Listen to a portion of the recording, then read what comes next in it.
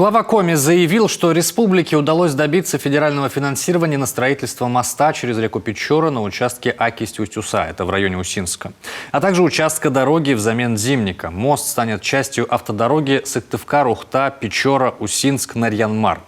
Для завершения стратегической для развития северо-транспортной магистрали осталось проложить около 25 километров пути и возвести нестандартной длины мост через реку Печору.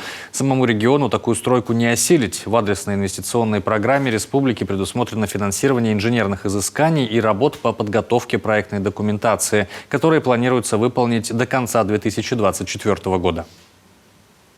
Предварительно могу сказать, что протяженность моста составит более 2 километров.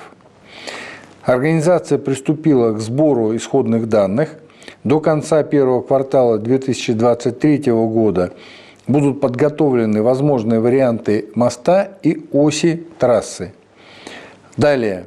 Специалисты приступят к подготовке проектных решений, исходя из которых будут определены сроки, необходимые для строительства, и стоимость строительно-монтажных работ. Строительство моста вошло в федеральный перечень мероприятий по осуществлению дорожной деятельности. На 2027 год предусмотрен лимит федеральных средств – 1 800 000 000 рублей. Еще 94 миллиона заложено в республиканском бюджете. Еще раз подчеркну, что мост через реку Печору крайне важен и нужен для республики. Это ключевое связующее звено автодороги Сыктывкар-Нарьян-Мар. И здесь я хочу искренне поблагодарить правительство России и лично председателя правительства Михаила Владимировича Мишустина, а также руководство Росавтодора Романа Витальевича Новикова за оказание поддержки и доверия республике в строительстве такого важного, и дорогого объекта.